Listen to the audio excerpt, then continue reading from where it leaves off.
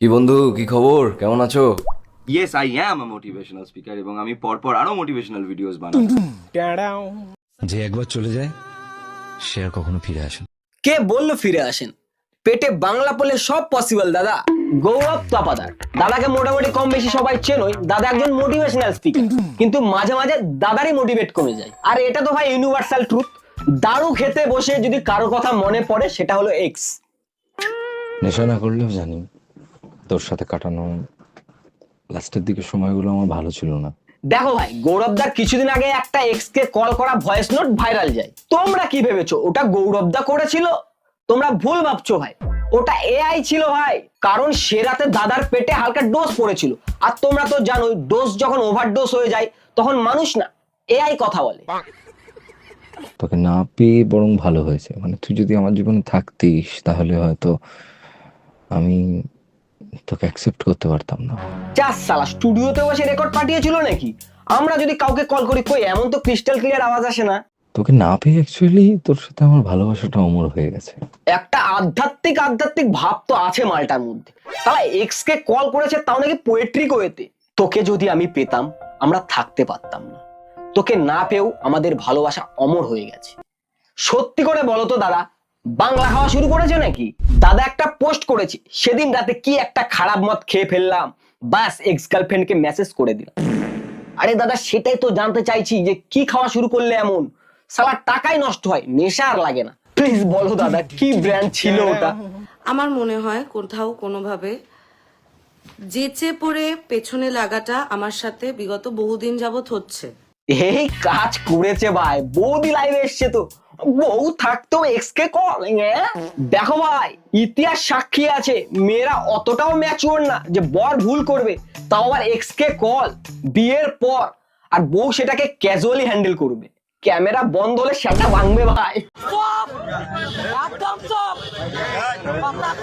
আপনার বরকে আর মদ খেতে দেবেন না, যদি স্যান্ডি শাহকে মেসেজ করে ফেলেন নেশার করে, ও জ্যাঙ্গে আপনি খুলে নেন। অডিয়েন্সের মধ্যে ভাই ক্রিয়েটিভিটি তো আছে, এটা মানতে হবে। Everyone, welcome to a brand new blog. আজ আমি আমার ক্যারিয়ারের 4 বছরের দীর্ঘ ইউটিউব ক্যারিয়ারের ফার্স্ট কিউএনএ ভিডিও করছি। কিউএনএ তো বৌদি তোমার বের করবে। যা কাণ্ড করেছো দাদা। আমারও তোমায় পছন্দ, তোমারও আমায় পছন্দ, তখনই আমরা দুজন একসাথে থাকতে পারবো, নইলে তো সম্ভব না। এবং পছন্দ মানুষের সময়ের সাথে সাথে বদলাতে থাকে। তখন আমাদের বোঝা উচিত ছিল যে কেন তুমি এসব বলছিলে। আমারও তোমায় পছন্দ, তোমারও আমায় পছন্দ, তখনই আমরা দুজন একসাথে থাকতে পারবো, নইলে তো সম্ভব। একে অপরকে পছন্দ হলে তবেই একসাথে থাকতে পারবে। কিন্তু মানুষের পছন্দ সময়ের সাথে সাথে চেঞ্জ হয়। ওটাকে পরকীয়া।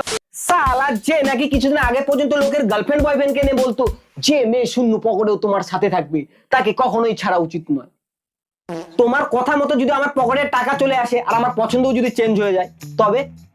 হ্যাঁ, তুমি তো বলেছিল যে মানুষের পছন্দ চেঞ্জ হতে পারে। ভাই, লজিকের মার্ভেল এক করে দিচ্ছে তো সব। আর তুমি যেভাবে দারু খেয়ে এক্স কে মনে করছো, তাও আবার বিয়ের পর, ওটা চুদুর বুদুর বলে। ঠিক আছে, সো সুধার যাও। सुन लो मेरी बात, ठीक है? যেহেতু তোকে পাইনি তাই তোর প্রতি যে অনুভূতিটা ছিল সেটা আরো স্ট্রং হয়ে গেছে। সিরিয়াসলি বলতে, দাদার চক্করে আমি একদিন কল করেছিলাম।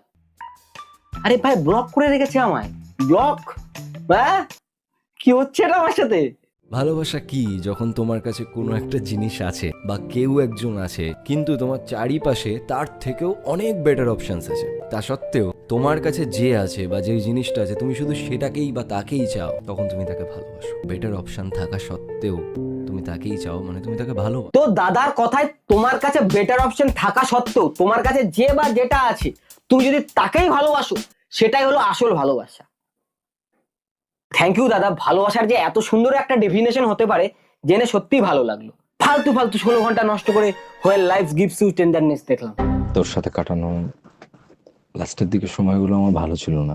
এটা কি দাদা, তুমি কি তাহলে তাকে ভালোবাসোনি? জীবনে প্রচুর ঢ্যামনা দেখেছি ভাই, তার মধ্যে তুমি সেরা। লাভ ইউ দাদা। হুমায়ুন ফরিদি একবার বলেছিলেন, যখন কাউকে ভালোবাসবে তখন তাকে এক বুক সমুদ্র নিয়ে ভালোবাসবে। তা তো ঠিক বলেছো যে এক বুক সমুদ্র নিয়ে ভালোবাসতে হয়। তা তোমার বেলায় কি জোয়ারের জায়গায় ভাটা চলে এসেছিল নাকি? ওই জন্যই হয়তো দাদার ভালোবাসা মাছ সমুদ্রে গিয়ে ডুবে গেছিল। ভুলে যাও তাকে, দুদিন মদ ফদ খাবে, হয়তো একটু কষ্ট কষ্ট হবে, দেবদাসের গান শুনবে, ঠিক আছে, চলতা হ্যায় বস, লাইফ মে থোড়া বহুত ऐसा होता है। বিশ্বাস করো দাদা, তোমার মোটিভেশন সত্যিই কার্যকর। বাট যখন আমার ব্রেকআপ হয়েছিল টাকা ছিল না দাদা মদ খাওয়া, কি প্রবলেমেই না পড়েছিলাম। তুমি বলেছিলে যে ব্রেকআপের পর মদ খাওয়াটা স্বাভাবিক, টাকার অভাবে শুধু জলজিরা চেটেছিলাম দাদা সারা রাত। প্লিজ নেক্সট টাইম ব্রেকআপ নিয়ে মোটিভেট দিলে একটা কোয়ার্টারের দাম কমসে কম ইউপিআই করে দিও দাদা, সত্যি খুব ভালো হয়। আমার না, বাকিদের। সিঙ্গেল মরবো, তাও কোনো মেয়েকে প্রপোজ করবো না যতদিন না কোনো মেয়ে আমাকে করেছে। সালা প্রত্যেকবার জলজিরা আমি চাটবো নাকি? কোনো মেয়ের সাথে কথা বলছে, ধরা পড়েছে, ওটা বলতো অ্যাটলিস্ট ওর তো ফলোয়ার্স আছে, তোর কি আছে? যেহেতু ফলোয়ার্স নেই তাই আমাকে লোক সমাজেও আমাকে বলা হতো যে লোক সমাজে তো তুই যোগ্যতাই রাখিস না, তোকে রিপ্রেজেন্ট করবে। আমি অনেক বড় বড় জায়গায় যাই। ভাই একটা ছেলে একটা মেয়ের ফলোয়ার্স নিয়ে কথা বলছে, 2026 এসে কেউ বলে দেবো সালা লাখখানেক সাবস্ক্রাইবার মুখে ছুড়ে মারবে রে। ভাই মেয়েরা গেট রেডি মিউট করলেই মিলিয়ন্স ভিউজ। সালা আমার তোমার ইনস্টাগ্রামের যে অ্যালগোরিদম আছে ওটা কোনো এআই না, ছেলে। ভাই মেয়েদেরকে তো ভরভরকে ভিউজ দেয় আর ফলোয়ার্স, কোয়ালিটি কন্টেন্টের। বাড়ির থেকে বিয়ের প্রেশার বিশেষ করে মেয়েদের জীবনে একটু বেশি, ছেলেদের জীবনে তুলনামূলক কম, এবং তারপর একজন ভুল মানুষের সঙ্গে বিয়ে হয়ে যাওয়া, প্রচন্ড অ্যাডজাস্ট করে কম্প্রোমাইজ করে গোটা জীবনটাকে কাটানো। এই সমস্যাটার একটা টিপস দিই। মানছি আমাদের টিপস দরকার, কিন্তু তোমার তো ট্রিক্স দরকার। কিভাবে বউকে লুকিয়ে এক্স কে ভয়েস নোট পাঠাবে। আমার তো ভাই ভেবেই ভয় লাগছে যে এত কিছু হওয়ার পর তুমি বৌদিকে মানালে কি করে, পেটাইনি তোমায়? আমাকে না ভালোবাসার জন্য, কারণ তুমি ভালোবাসোনি বলে আমি নিজেকে ভালোবাসতে শিখেছি। থ্যাংক ইউ আমাকে মেসেজ না করার জন্য, কারণ তোমার কাছ থেকে কোনো মেসেজ না আসাটাই আমার কাছে একটা অনেক বড় মেসেজ যে I am not your priority, so I must love my self. এদিকে নিজে জ্ঞান দিচ্ছ আর তলে তলে তুমি মেসেজ করে বসে আছো। এখন তো দেখছি তুমি আর আমার এক্স দুজনই সেম দোগলা মাল, শালা সামনে এক পিছনে আর এক। ভাবতে পারছো বাচ্চার নাম ভেবে রেখেছিলাম ভাই যখন আমরা নিজেরাই বাচ্চা ছিলাম। দেখো ভাই, আমি ভিডিওতে যতই XYZ কে নিয়ে মজা করি, রিয়ালিটি তো এটাই যে মানুষ কখনো মানুষকে ভুলতে পারে। একটা সময়ের পর হয়তো মুখ ঝাপসা হয়ে যেতেই পারে, কিন্তু স্মৃতিগুলো তো থেকেই যায়। এই আজ তোমাকে নিয়ে ভিডিও বানানোর চক্করে আমি নিজেই ইমোশনাল হয়ে পড়লাম। তুমি যাকে ভালোবাসো তার সবটা নিয়ে তুমি তাকে ভালোবাসো, তার ভালো দিকগুলোকে ভালোবাসবে আর খারাপ দিকগুলোকে ভালোবাসবে না, তা তো হয় না। আমার কাছে অ্যাডজাস্টমেন্ট করা মানে হেরে যাওয়া নয়, আমার কাছে অ্যাডজাস্টমেন্ট করা মানে সুন্দরভাবে বেঁচে থাকা। তোর সাথে কাটানো লাস্টের দিকে সময়গুলো আমার ভালো ছিল না, তোকে না পেয়ে বরং ভালো হয়েছে। মানে তুই যদি আমার জীবনে থাকতিস তাহলে হয়তো আমি তোকে অ্যাকসেপ্ট করতে পারতাম না, হয়তো আমাদের মধ্যে কিছুই ঠিক থাকতো না। কেউ দাদাকে আগে ব্রেনোলিয়া দে রে, শালা কিছুক্ষণ পর পর সব ভুলে যাচ্ছ তুই। আমার কাছে অ্যাডজাস্টমেন্ট করা মানে হেরে যাওয়া নয়, আমার কাছে অ্যাডজাস্টমেন্ট করা মানে সুন্দরভাবে বেঁচে থাকা। দাদা হোশ মে আও, তুমি মোটিভেট করতে এসে তো কনফিউজ করে ফেলছো। ডিপ্রেশন। এবার বক্তব্যটা হচ্ছে যে শূন্য পকেটে নারী যখন থাকে তার পাশে তো পুরুষ থাকে, এটা নিয়ে তো কেউ কথা বললো না। বলবে কি করে, অন্তরা তোমাকে ছাড়েনি, তুমি অন্তরাকে ছেড়েছো যে। এটা আমার কথা না দাদা, অডিয়েন্সরা তাই বলছে। আমি তো নিজের বেলায় নিরপেক্ষ ছিলাম, আর তোমার বেলা পরের ছোল পর। আমিও এটাই চাই যে হচ্ছে আমার যারা অডিয়েন্স তাদের কাছে আমি নিজেকে অত লুকিয়ে রাখতে প্রেফার করি না। সো সেটাই আমার ব্লগসের মধ্যে থাকে, এবং আমার মনে হয় প্রত্যেকটা মানুষের এরকমই ট্রান্সপারেন্ট হওয়া উচিত প্রত্যেকের কাছে। আর তোমরা তো স্পেশাল, তোমাদের জন্যই আজকে আমায় এত মানুষ দেখছে, তোমরা সবাই দেখছো। সো তোমাদের কাছে রাগ ঢাক লুকালুকির কোনো ব্যাপার নেই। তাহলে ব্রেকআপটা কেন লুকিয়েছিলে?